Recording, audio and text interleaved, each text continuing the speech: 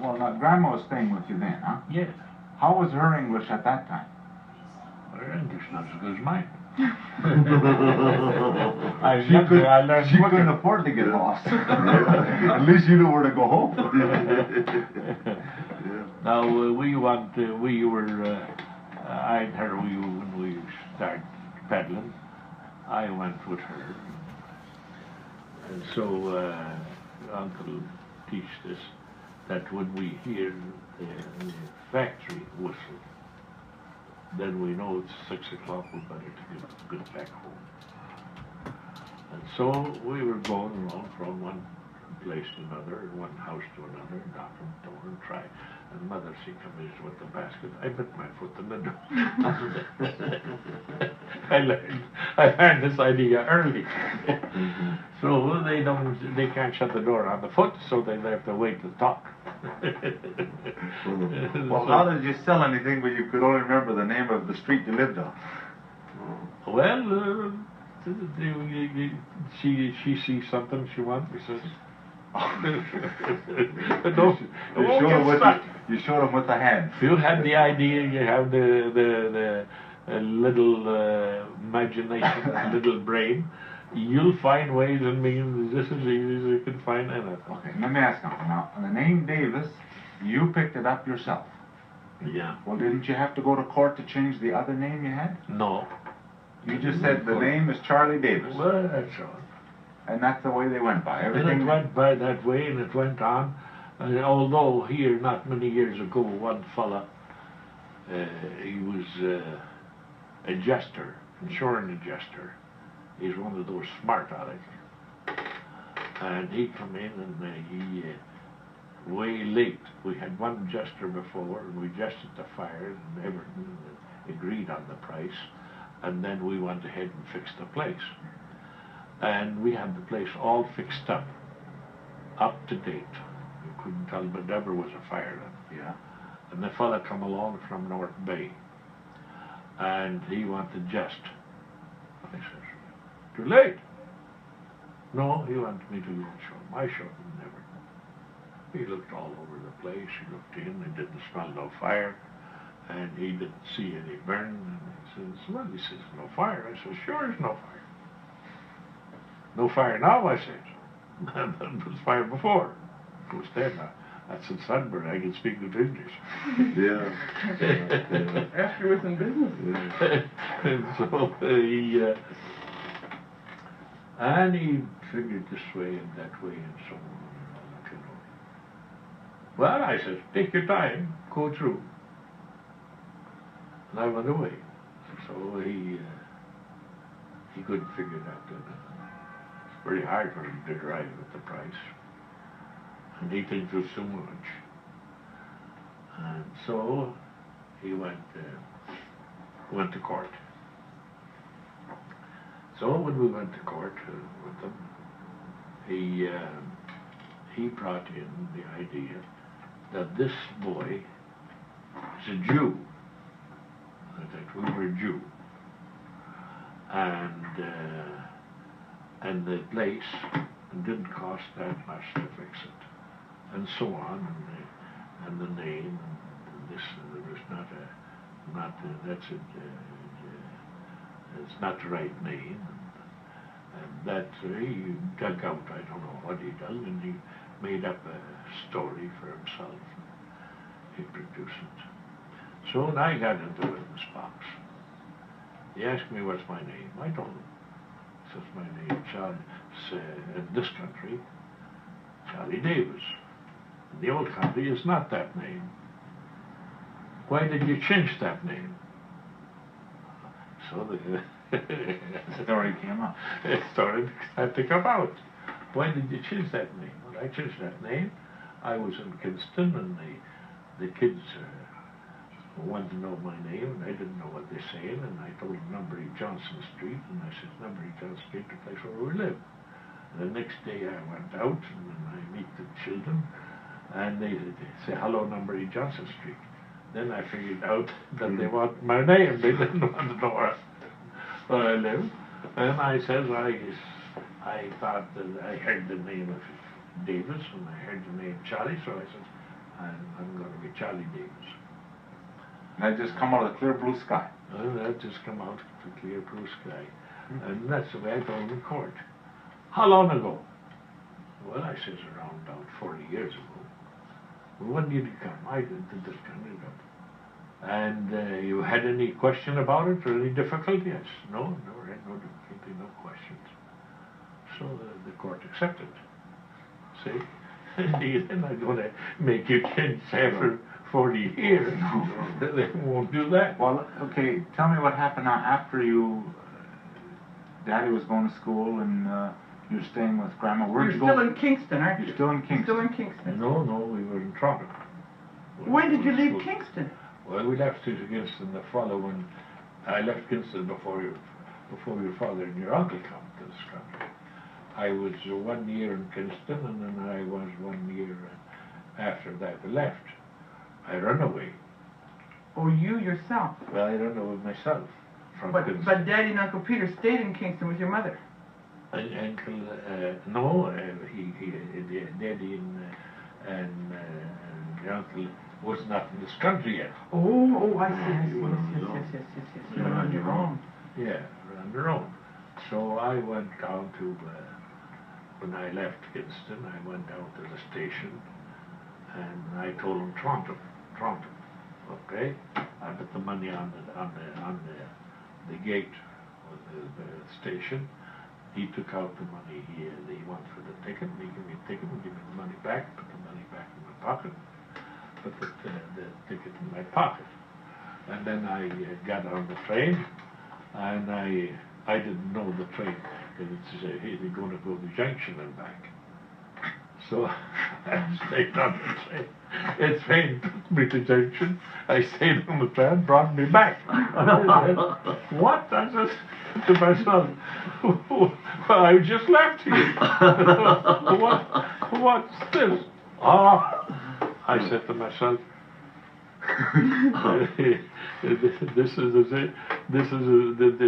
that's as far as the train go.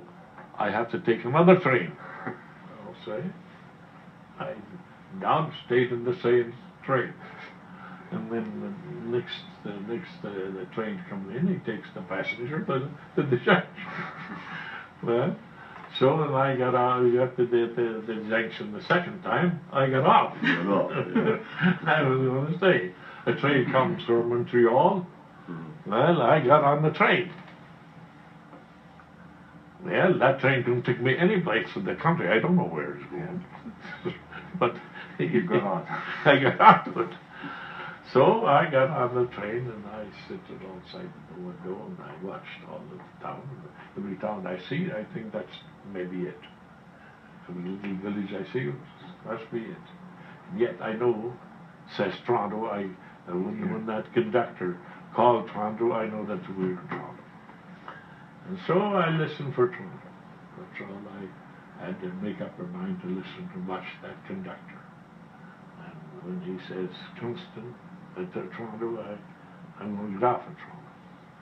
So we went from one town to another straight line.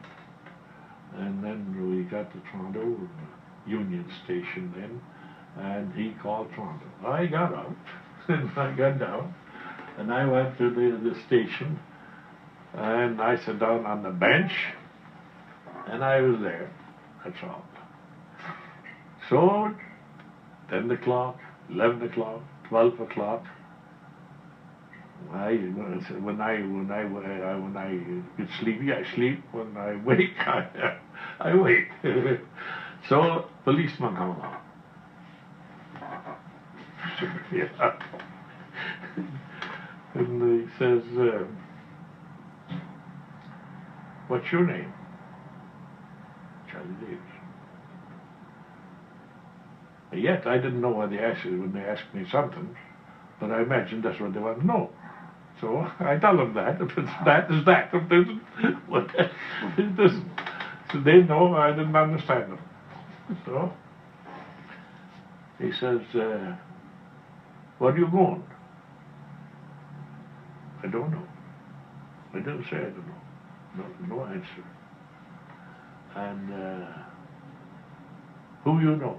I suppose. I imagine that. The questions he asked. I don't know. No answer.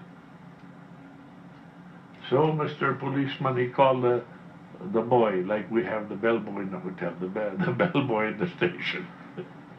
And he come in, and this boy's taller than me, and he took the paper out of his pocket, the policeman, and he started to write. I know he's writing something. What he did, I don't know. So he gave it to the boy, and he told the boy. Well, he told him something. So the boy says, "I follow the boy." So we went up to York Street, and he got around on the side of on Adler Street. We got to Adler Street, and I know it's Adler Street after, but I didn't know Adler Street then. So then we went around, and he knocked at the door, and the woman answered. So he called her down. You want to see her? I imagine I follow the motion, the commotion, and the way it's going. Yeah. I didn't understand what they say. So he told her, I imagine, can you speak Syrian? She said yes. She said, "Did you speak to that boy?" She spoke to me. I spoke to her. I answered in Syrian. I was brightened up. I was all right. I felt better. Well, I said, "Yeah, well," she says, "Come in." And I says, did you know the Mr. Sheikh?" "Yes," she says, "We're right across the street." "See that store?" I said, "Yes, that's across the street. But come on in." Well, I said, "I appreciate in our language," and I was speaking to her in our language, "that I would, I like to go over there if you don't mind. I please, and then tomorrow I'll come in and see you." She says, "All right." So she stood outside on the sidewalk till I went to the place, and to the door. She seen that I was in the right place, and I knocked at the door, and people opened the door, and I come in. I don't know who I was. "Oh, all right." Of course, they were from the same town we come from. So they know my folks, they know my mother, and they know everybody. So, all right. We stayed there. So the boy, he left before I come across the street. The boy that the policeman sent with me. And so the boy, he got the woman to sign on that paper that he brought from the policeman. And I said to myself, she must be signing that she knew, and I'm there.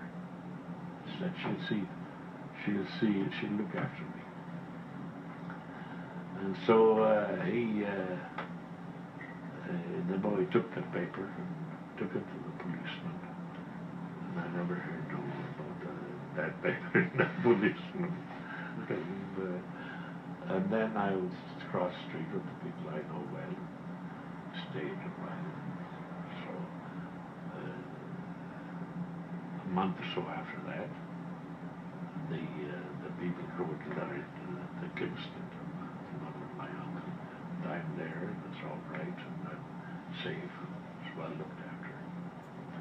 So then, short time after that, mother come along. See? So she got the paper fixed up, helped me fix up the paper, fix up the name, fix up the address, fix up everything. So she didn't have no trouble. She come right through to the place where I was. And there. So when we got there, she started crying, I shouldn't have done that, and this and that. So I didn't say nothing. The next day we got talking over.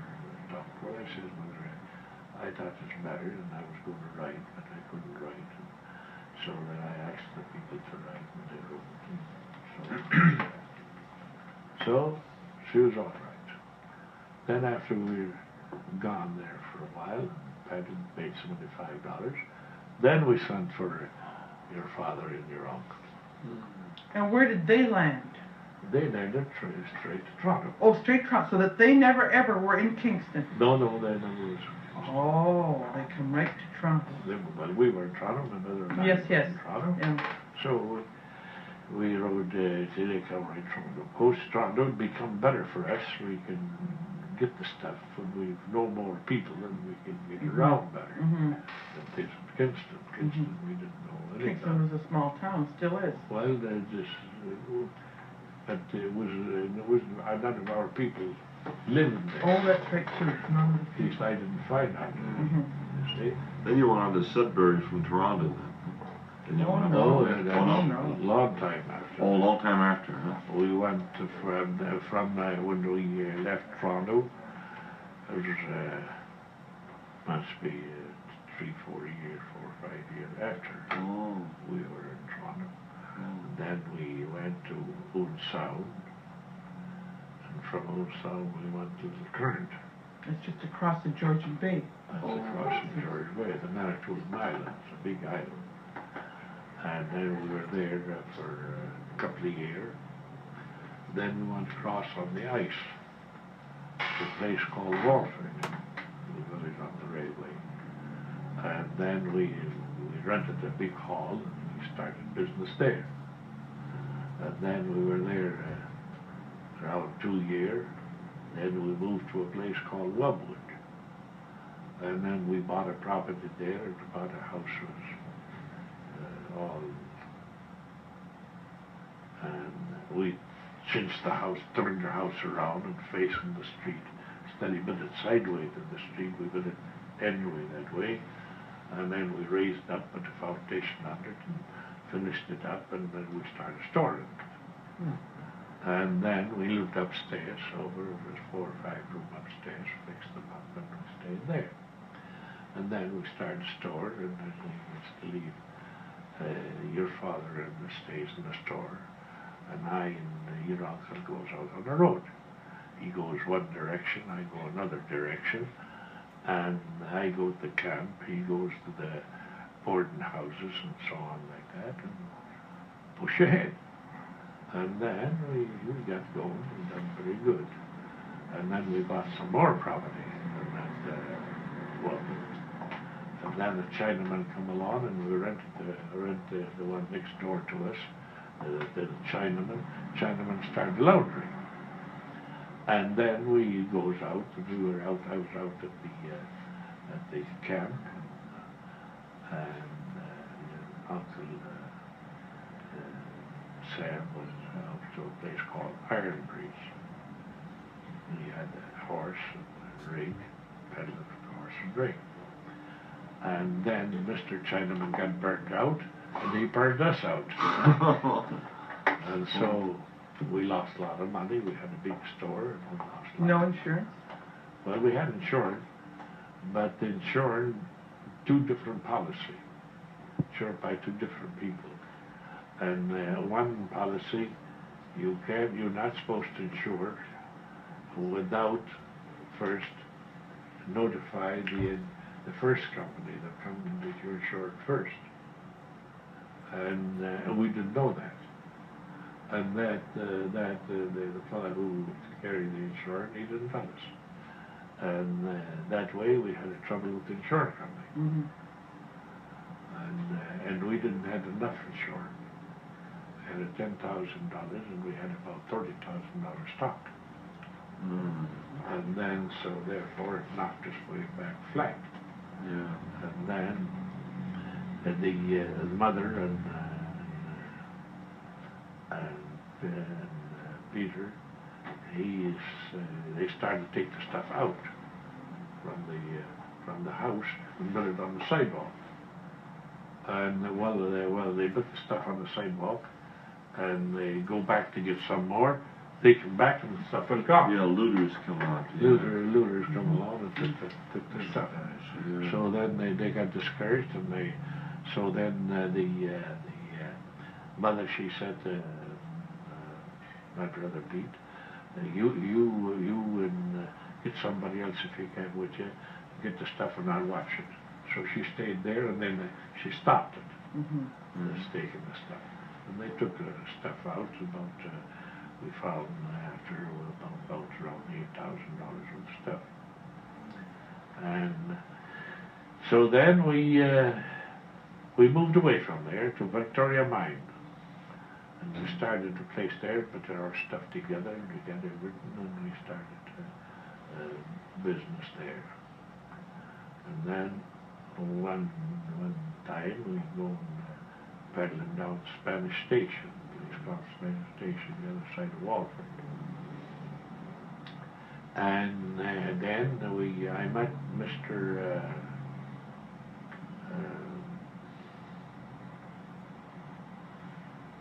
Well, I become a judge, and then he died.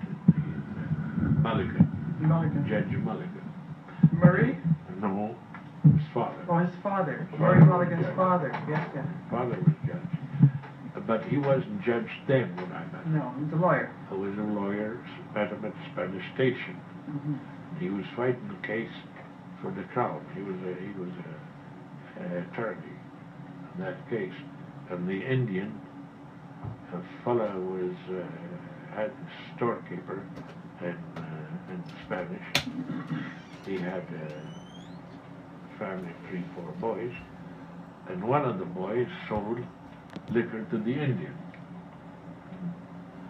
And of course that was you're not supposed to do that. And so then the Indian law doesn't permit Indians to have liquor. And it's criminal to give liquor to the Indian or solid liquor. And so then Mulligan was down there fighting, and the train has to go from Sudbury to Sioux and back. He goes in the morning and he comes back at night. So between that time you have to wait to leave there, you have to wait till the train comes back. So then he was waiting until the train came back, and I was waiting, and we started talking from one thing to another, and talking this way, and I told him we were getting ready and decided to go to Duluth, Minnesota.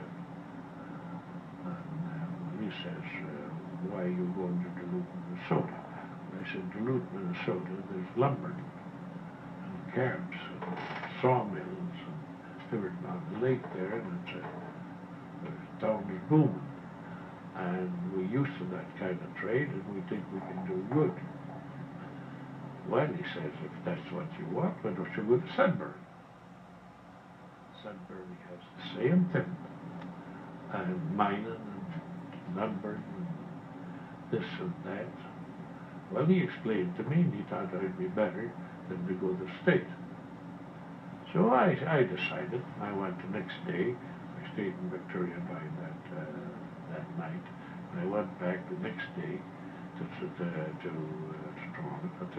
Sudbury, and I went and seen him, and he says, did you find out? And I said, no, but I got to take a look around town. He said, take a look around town and inquire what's in the empty stores.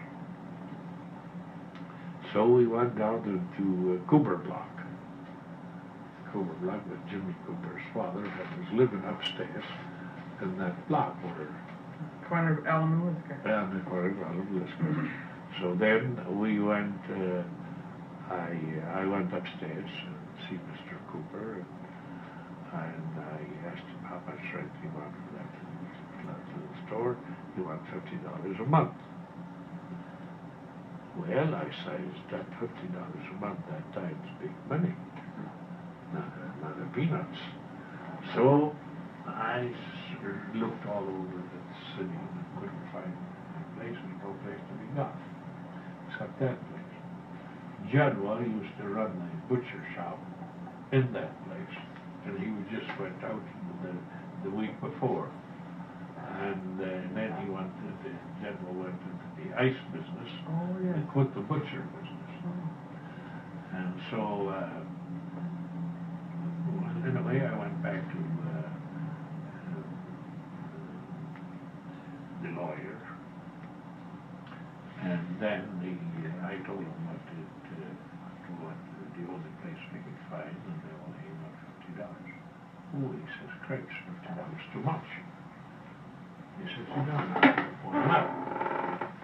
So he phoned him up and he told him, he says, Mr. Cooper, he said, you're charging the boy too much. He can't make it. Well, if he can't make it and it's too much, he doesn't need to take it. Sure. So, well, then I told him, he says, well, what will you do? Speak rent. Well, I said, we'll try it. So we made a lease for 5 years, and we went and we took it to Cooper. Cooper read it, and he signed it, and he said, you're ready to sign it? I said, yes. So I signed it, and I give him the $50, and then he gave me the key, and then I went back to Victoria Mine, and we got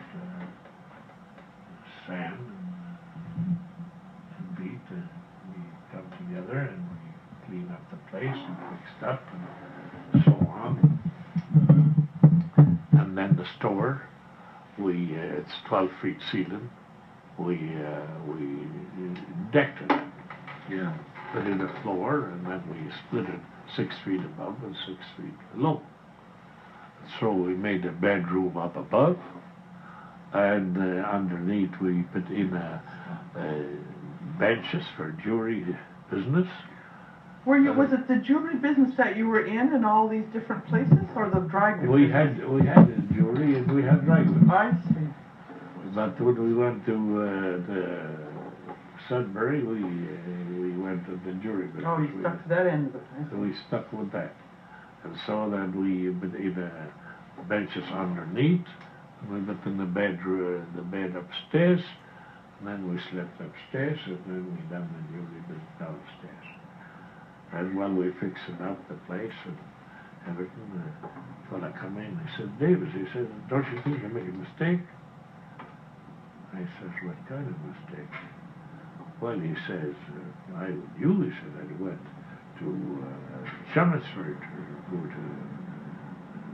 go to the other little town, no opposition, no jewelry store there. Here you can set a jewelry store. Yeah? Yes. Well, I says, that's the reason why we started jewelry business, because of the 7 jewelry store. Well, he says, I think that out. Well, I says, if this is a good town for a jewelry business, it wouldn't be that many.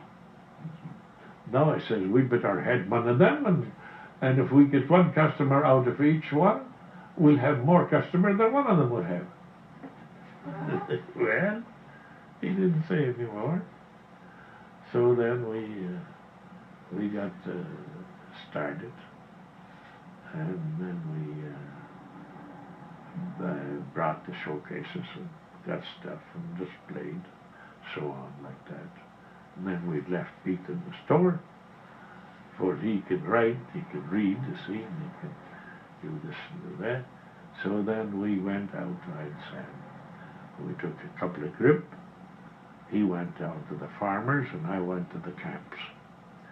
And then we took a bunch of cards, and we took signs, tin. We got a tin made, cut sign on it. You lay it on the board, and then you press the brush, and then you got the sign. So then we went out, and we were in very year. We were a couple of years. We covered the country all over, no matter where you go. Fence, barn, rock, mountain. You'll find our name. The 3 big trees, we put it on. They were on your jewelry. Well, we went out and we started to go. I used to go with the jewelry, and Sam goes with everything else. And then we weren't very long, little over a year. We had 7 watchmaker working. We had to take the bed out of there and made the store underneath, and then put the watchmakers upstairs, repairing. And then we went ahead. Well, we done very well. And we kept on pushing until 1918, after the war. in 1918, the war was over, the First World War. And your father and your uncle, they decided they could do better. They were together then, and I was with them. Too much of a boss. Not that they could do better, I don't think. I think that they Well, they probably decided they must you were have a figured boss. they could do better. No, not necessarily, I don't think. Well, maybe not. Okay, but then they thought it was better. There was a dispute. Between themselves. Well, there was no dispute over it, except I wanted them to do this, and I wanted to do that, and this has to be this, and this has to be that, and we got to push. Mhm. We can't sleep till noontime. We got to be up. We got to be going. And they were more easier, and Different by nature. so they thought I was too much of a boss. What grandma say? When this Well, was going Grandma on? was in Toronto then. Oh. See, she went back to Toronto. She lived in Toronto while we were in Sudbury till we got the place ready to bring her back. So we sent her the money, we sent her living, and we used to go to Toronto to buy, and we see her mother. So I said, all right, boys, if you think you can do better, you're welcome. I'm going. Get ready and take stock and take everything and see how much coming to me, and I'm going. All right, they just what they want, that's what they got. So they did, and they went ahead, and I left. And then I left. I was going to start a general store, dry goods store. Dry goods store sales, the turnover bigger than the jewelry business. It isn't as much money in it, and it isn't as big a business as the people think. But we done well by we made a lot of push behind it. Yeah. Done lots of advertising. Went out to people, talked to them, and take the watches away from them, and fixed it and bring it back, and You hustle. and hustle. So that's what I did. Well, with the dry goods, you don't need to hustle so much. You can do fairly good business without go to all that hassling. So then I had the place, and a Chinaman was in it. It was a restaurant, and I give him a notice. I wrote him a notice, give him 30-day notice, and I put it in the post office. And somehow or another, Mr. Chinaman, whether he got wise, what he did, he didn't. It was 3-4 days after before he got the letter notice, and that the notice then is not right. And then you pass the time, he automatic, his lease become renewed. When I come back, I found that out after I bought the goods and shipped a lot of goods and had go to it and right. So then I seen what I was up against and I couldn't do it. So then I turned around and I rode back to the wholesalers and I shipped the goods back and explained them why and what for and so on. When this didn't settle and the lease settled, then I would be back to buy goods. That's how that started. And then when by the time the Chinaman place is ready, I went into the real estate business. And so I started to buy and build and fix and rent and I. How old were you then, Uncle? Well, then I must have been around 27, 28 along there. See, so, and then I kept on going. And your uncle and your father, they stayed in the jewelry store, and they went ahead. But they should have went ahead much faster than I did. for the war just over, and we had a lot of stock before the war started, and then a lot of stock during the war. We had about $45,000 stock. There was no peanuts, and then so I owned a third of it, and they owned a 2/3. So then they paid me off from my third in cash, and then they had the stock at the cost there, and so therefore then you can decide. So after he was here 3-4 years, we said, boy, come. You've got to either go back or you've got to get the rest of the family here. You've got to get your children and your wife here. No other monkey business.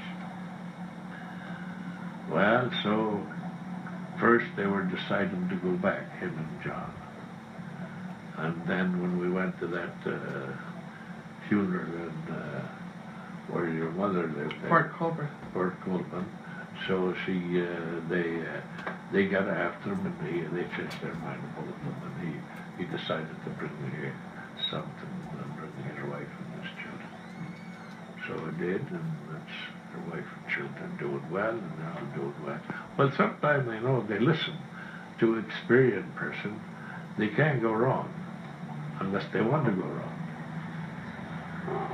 So they. Uncle, what do you remember of Daddy when he was a boy and a youth? What were some of his traits, habits, or temperaments? Well, he was all right. My grandmother, my mother's mother, she looked after him when we left. And she sent him to school to another little village not far from our village. There was no school in our village, so she sent him there. So he used to go in the morning, he'd get up early, go to school, and then he'd come back home there. So grandmother, she looked after them. Then, it was only 3 years before we sent for them and got them here. So then I and Mother, we left the old country with Uncle. Uncle was here before, and he was not very well, he was sick, so they thought the doctor advised him to go back home, and he likely get better. Well, Uncle was married. He left his wife here in Kingston, and her and a boy with her. And he went back and took. They had a boy and a girl. He took the girl back, Annie. Took her back with him in the old country. She was 5-year-old. And he stayed in the old country 5 years. So then he come back after the 5 years. So Annie, then she become 10-year-old. And I and Mother, we come with them. So we had Uncle Sam and your father left there. I see. But Sam was the oldest one in the family. And then the 3 years, after we were here 3 years, I decided we want to get back with our brother here. Well, my grandmother, she didn't like that idea.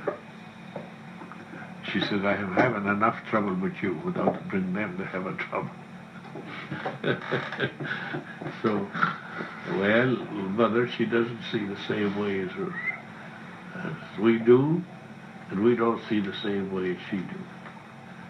While she's been well, she mean no harm. She didn't try to do any harm or do anything wrong. But it was, Mother was hard to get along with. And of course, her idea is different. And she can't hide anything, she can't keep anything, she got her fired.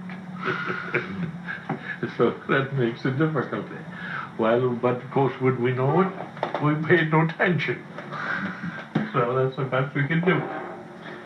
So then I said to mother, I said, "Now, mother, we want to get. I want you to help me to get my brother here." Oh, I have enough trouble. I have enough to keep track of you. I get enough to find you. I get enough to do this. I get enough to do that, and all that kind of stuff. I says, "All right, sit down, mother. I'll tell you. Every family has a black sheep. So I'm the black sheep. Now the other two can be black sheep. We can be three black sheep. And if you had them here, you may get along with them far better. And maybe things are far better. And maybe things much easier for you. And you may not have so much trouble. And they can be all no good. And you think it's the three of us no good?" She didn't know what to say. I see it begins to soak in. So finally I kept at her, she decided, all right. So then, take $75 to bring them that time. Took us 3 years, both of us, to save $75. So we said, we got him. Then, when we got him, I can speak good English then, see? Well, then, we, Pete and your father, Uncle Sam, they come and they landed here, all right, safe. At that time, the country wasn't particular about who they bring, who they don't bring, and there were no so much red tape as this today. Well, so coming was easy. Then I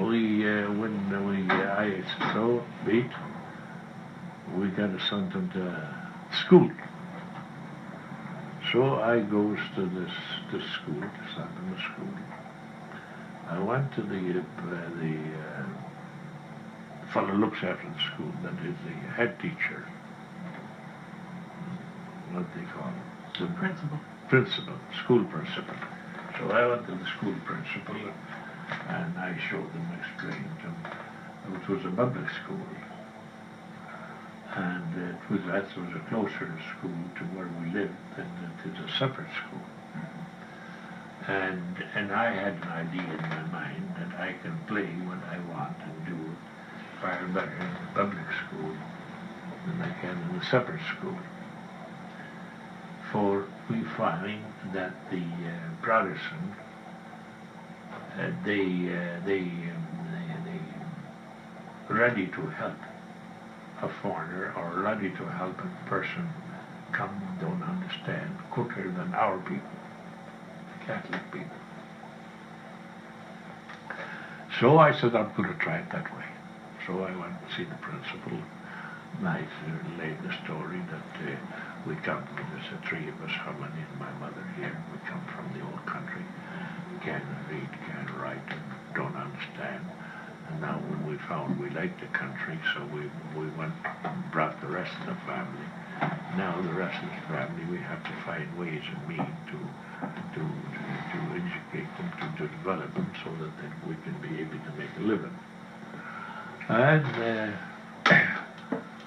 now I want to know what we can do for me that way. Well, he says, Mr. Davis, I'll do all I can for you. And he called the teacher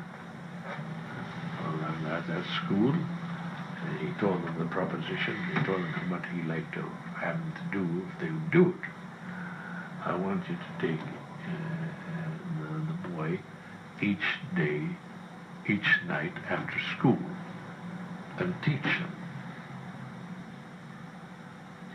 For he can't, he's like deaf and dumb. You can't teach him to run the class. So the teacher agreed. They done that way. So they started, the day this teacher takes them, and tomorrow this teacher takes them, and whatever the number of the teacher there. And after he gets to speak a little English, and the two, they understand them, and they understand him, they started taking him home. Some of them took him home with them, and they teach him there a little late, and he got on that way. So that's the first year, and then when the school holiday, I got him a couple of baskets with some stuff in it, handkerchief and ties and socks and so on like that, and different things. And I got him a card made about that big like that. Wrote on it that this boy is from Mount Lebanon, and your father, his mother, and his brother, they're not in a position to do much for it. They don't know more than he does. And we'd appreciate anybody that needed it and wanted it and to buy it from him. It helps him to go back to school after the school holiday. And now, so then I got him fixed up, and he listened. He did what I told him, and I told him when you go to the door, you knock the door easy. A woman come in, she opened the door. You put your foot at the door. So she don't shut the door. And then you give her the card. Say nothing, just give her the card. He done that. Nearly all after they read the card. For the card told them what school he go to and what teacher is teaching them and everything, so there's no fake. It's straight story, not manufactured. Not manufactured. So it's manufactured, it's striped. And of course, then not very many. They begin to see the stuff. If they can find anything they want, they buy it. If they didn't, some give them a nickel, some of them they give them 10 cents. And then he'll go to the next one and so on like that. And he done very well. Well, then when holiday's over, he went back to school. That's how he learned to read, and we didn't learn. You see? He didn't come from didn't come from the sky. Somebody had to manufacture the way. And so that's how that for me. Now Uncle Sam didn't know how to read a word. Neither I didn't know. Why? Of course, we didn't have the chance of saying. And somebody done with us to say, well, I done with your father. Well, We would learn. yeah. Now, what was Uncle Sam and you doing while Dad was going to school? Oh, we went peddling. You were peddling? Yeah. Up in the mining camps? Well, of course, there was no mining camp then. Oh. That's No. too early in the world. This was nowhere near the Northern Ontario Well, area. there was no mining then. No, you weren't even in Northern Ontario, though, at this No, time. we weren't even. There was no mine in Northern No. Ontario then. No. And so Where did Daddy go to the school? principal business of Canada and the United States same was the farming. The farm. There was no manufacturing on the start, no commercial business, and the goods and stuff would come that they used here would come from England, and the stores were so far apart that you don't find them very easy. And the stuff that used to be a couple of jobber people by the name Bradshaw and in the John McDonald company. They come from the old country and started a jobbing business. And they used to go take the stuff, take the team of horses, and they hitched up a team of horses, and they had a box made. And they put the goods in on shelves in the box and tie it up so it doesn't fall. And then they go deliver the stuff to the stores. For the stores far apart. Yeah. And so they done that. And so the country got grown, but the farmer was the backbone of the country. And that's why the farm population bigger than the city population. Now, in the last, let's say, 30, 40 years, the city population grew a lot faster, and the country farmer population didn't grow as much. For anything, growed less. A lot of the farmers, they've saved money, their living was cheaper, and they didn't have to buy so much stuff. They make their own stuff. The woman made the skirts, made the pants for her husband, made the pants for her children. They made all their own clothes. They had they knitted all the stuff that they need. They sewed all the stuff that they bought and need, and they were comfortable, but and everything is cheap. Where did when you all came from the old country with Grandma? Where did you go? Well, we landed in New York. New York. From New York, we went to Montreal. From Montreal, we went to Kingston. Kingston. And at Kingston, we stayed there. We got the house and we got everything. And then we stayed in Kingston. And I used to go, I was 13 years old when I left the old country. So I used to go out to watch the kids and play in the yard. And then I got, after a while, down and go with them. And the boys and the girls, they used to, they wanted to know my name.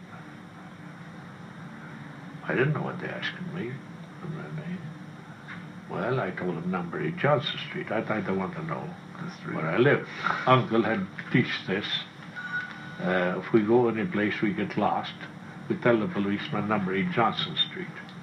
And the policeman will say, how to get there? So then I was when I with the kids that way. So the next day, 2-3 days, when I go out, hello, number 8 Johnson Street. I don't know where Johnson Street. Well, then I figured the idea that it was my name they wanted. So I had to find a name. So I find a name. My name is Charlie, and it should be Davis, and this and that. Why? Because I figured that's an English name, and that easy for the people to remember, and easy for me to remember. And it started that way. That's how it started, Davis. How did it come in again now, Uncle? At that time you adopted the name? Yeah. But at that time, when I told them first, when I went out with the kids, I figured out after what they want to know my name. And for I hear them calling one another, and they answer, so that looks to be what they wanted. And but before I figured that idea, I told them when they speak to me, I tell them number 8 Johnson Street. No matter what they say, number 8 Johnson Street. So I learned that. And Uncle teaches us that, kept us till we get to know it, so we don't forget it. And he said if we go any place or we go anywhere and we get lost, when you see a policeman on the street, he told us what the policeman looked like, to tell him number 8 Johnson Street. So the policeman, he said,